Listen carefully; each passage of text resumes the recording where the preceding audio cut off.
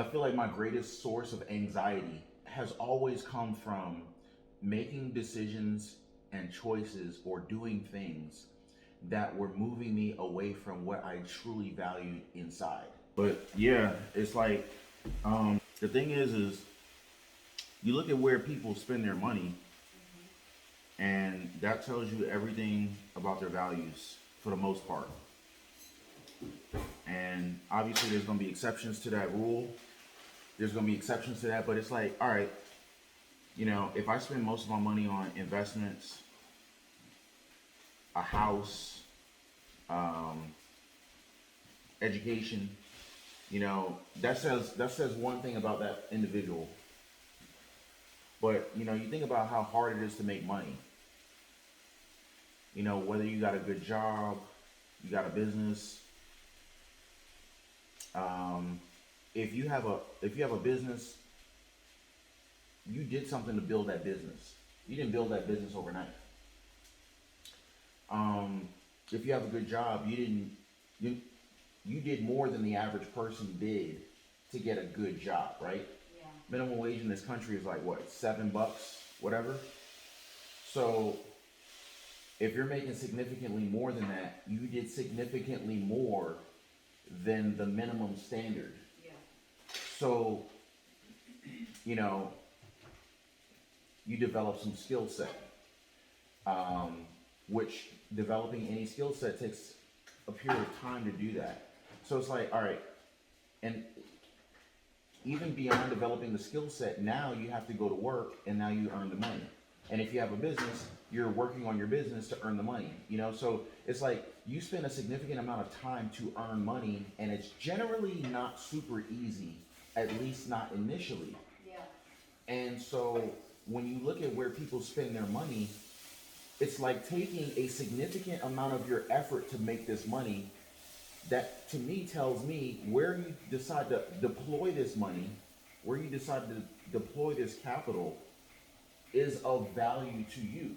Why would you waste all your time making money to blow it on things that don't matter to you?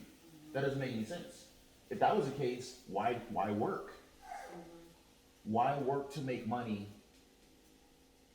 Why work, get up early, do things you don't necessarily want to do to make money to get things you don't care about?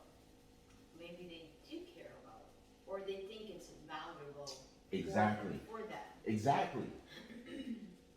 But that's my point. You put your money where you think there is value. So if you value materialistic things, there's nothing wrong with that. Yeah. But there's nothing wrong with it. I like nice things. Who doesn't like nice things, right? Yeah.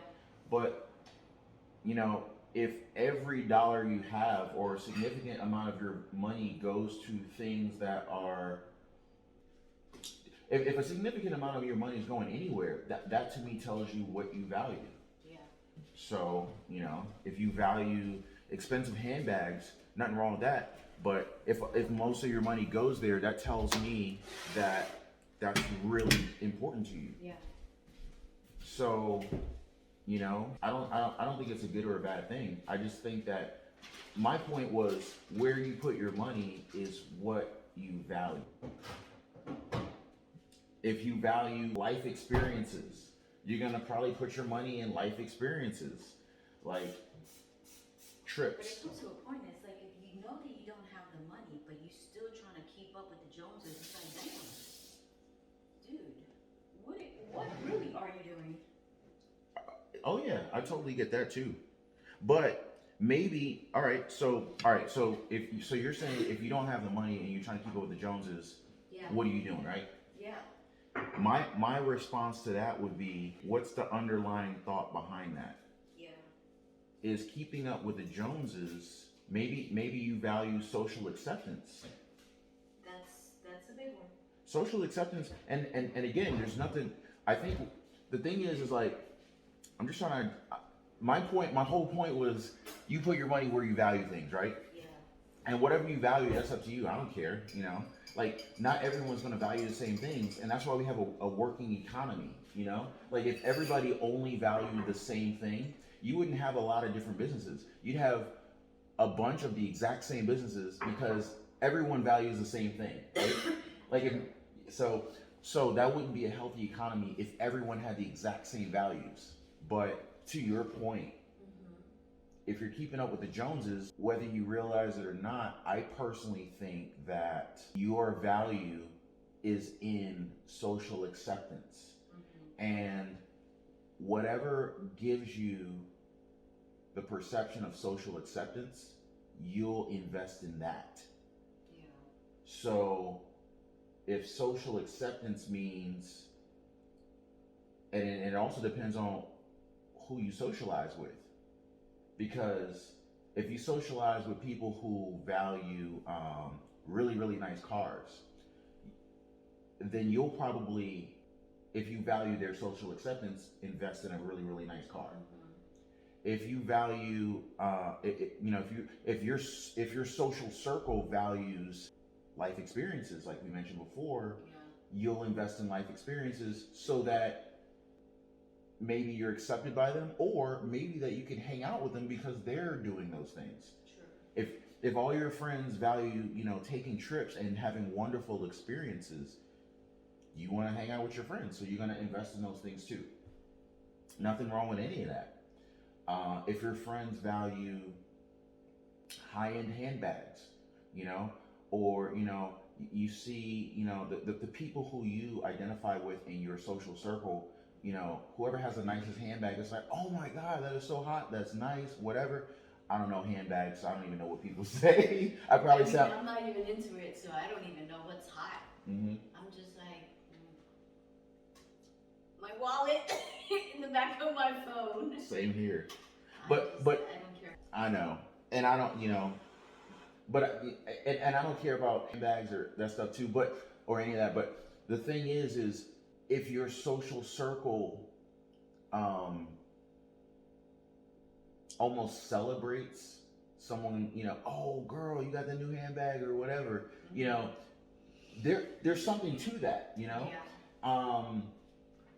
and so. But that's the thing, I think they just need acceptance from other people to make them feel. That's the thing too, though. Like, oh, I got it.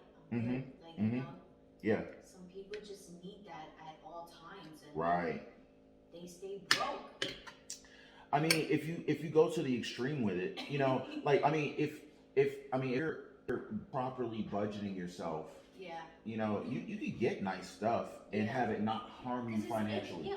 We're not saying that not to get nice stuff, but just know your means, know right. where you stand, of what you can afford and what cannot afford.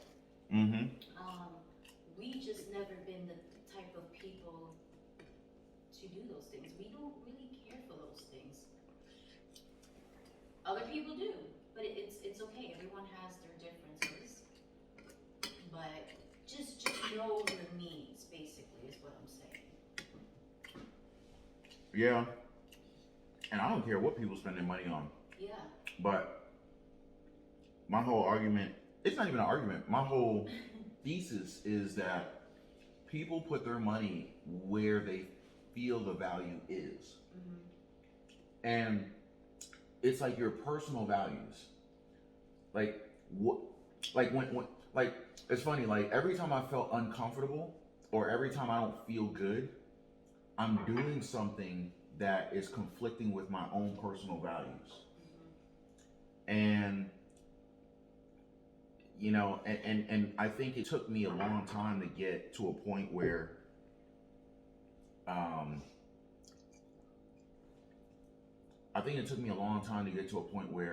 I was in tune with myself enough to feel when I'm not moving toward the things that are really of importance to me. I'm not moving toward my values.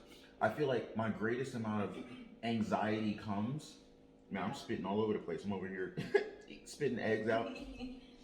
I feel like my greatest source of anxiety has always come from making decisions and choices or doing things that were moving me away from what I truly valued inside.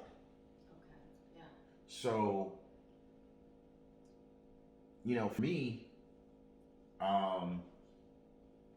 I don't want to work. I don't want to feel like I have to work a 9 to 5. Yeah.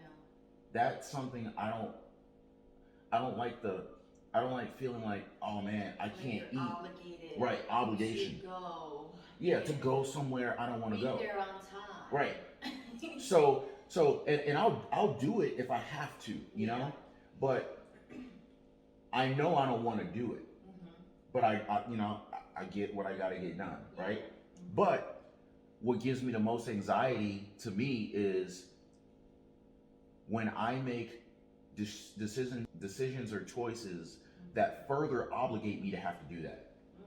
So if my objective is to no longer have to work a 9 to 5, if I make any decision that makes me that ties me down further to the 9 to 5, that means I'm getting further away from what I value, which is more freedom.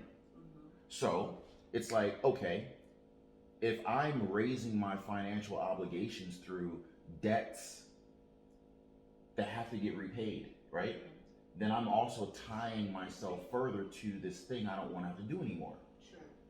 So it's like, for me, I valued becoming a free person and not having to clock in and be where I don't want to be. Yeah.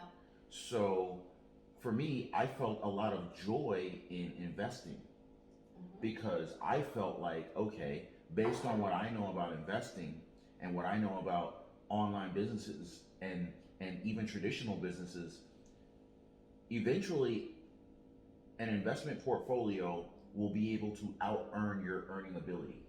If your portfolio grows to a certain point and you're getting a decent rate of return, your portfolio can grow to a point where it makes more money than you can make working your job. Knowing that, it really inspired me to want to invest more. And investing, and it's like, it might sound nerdy to some people, and that's fine, but investing made me happy. Because, and I know it sounds weird, but it made it easier for me because it was, I knew I was getting closer to my goal. Yeah, and then you see it grow. And you see it grow. You see it growing. It's other people out there that don't even know where to start with. Yeah.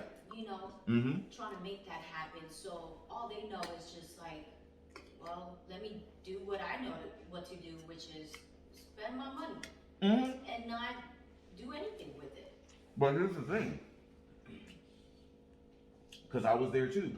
Yeah. I had all the cars. I had all of this, new stuff in the closet, tags on them, forgot to wear them, Yeah. I was buying all sorts of stuff because it felt good to get new stuff. It's still, I don't really care as much now. I was gonna say it still does, but it's like different for now. Me, I think the shoes make me happy. Shoes make you. I don't care what type. I mean, sneakers or high heel boots. Yeah. High heel shoes. That makes me happy. Mm-hmm. And I don't go beyond my needs with getting these items.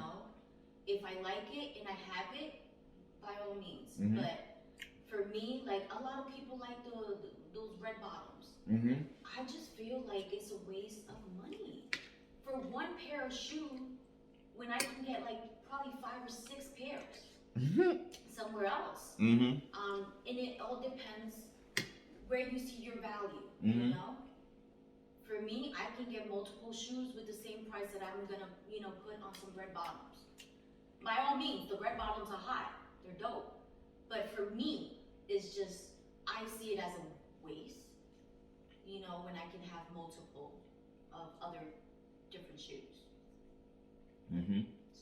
So you don't see the value there. No. That's cool, and that's cool. That's cool. But if you notice, the people that do wear the red bottoms, you don't see them on Instagram or Facebook and stuff like that just with the front. They always gotta go like this. So that, for me, tells me, damn. Okay, they just want to show off. They got red bottoms. In that situation, it makes you think that type of, their character. Are you the type of person that just wants to show off your red bottoms? Or, whatever. True, because I don't see the same poses now that you mention it. On regular shoes. Yeah, if you have a So high Jessica heel. Simpson.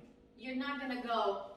I have Hey, Jessica Simpson. look at my non-red bottoms and take the pose so you can see that they're not red. Yeah, like for me, yeah, I love to show off my little shoes because it's just, for me, it makes me happy. It's a little collection of shoes that I enjoy having. But you best to believe that I'm getting that on a deal, on a sale, 50% off. I just can't see myself spending it full price when I know that that is always going to be on a discount or just cheaper somewhere else. You ain't gonna find the red bottoms cheap nowhere though. They I don't even think they don't have sales. They don't have sales, yeah. But again, you know, your values. Yeah. And that's another thing about relationships, you know. I feel like a lot of relationships, when they don't work, it boils down to the two people involved in the relationship had values that were not congruent. Yeah. They didn't align. So if I'm valuing, you know, something and you're valuing something that's totally the opposite of what I value, chances are that relationship's not going to work. Like if one person values, you know, expensive clothing and stuff like that, and that's high on their list of values, and then another person values financial freedom, and that's really high on their value list, then one person is more, you know, the person who values the nice shoes and the nice clothing, they're more than likely going to put a lot of their money into that. And there's nothing wrong with that, but recognize that the value systems are different. So if one person, let's just say you got a married couple, and one person's into the handbags, super expensive handbags, super expensive shoes, whatever, jackets, coats, whatever, but the other person in that relationship is really into, hey, I just want to retire early, or hey, I just want to, I don't know, become financially free. It's like, I feel like, you know, the person who values those nice things, they're going to put maybe not all their money into it, but maybe they will. But they're going to put a significantly greater amount of their financial resources into those items than the other person is going to be willing to put into it. Sure. The other person is likely to take as much of their financial resources and put it toward retirement or investments. And there's nothing wrong with either of them. Yeah. But if the relationship doesn't work out, a lot of times it's the conflicting of values. Yeah. And if the two people in the relationship can't be like, all right, you know what, let me cut back a little bit on the shoes. And then the other person says, hey, let me cut back a little bit on the investing. Because if they're too far on the opposite spectrum and they're not willing to meet in the middle, then I don't see how the relationship could work long term. It's always compromise.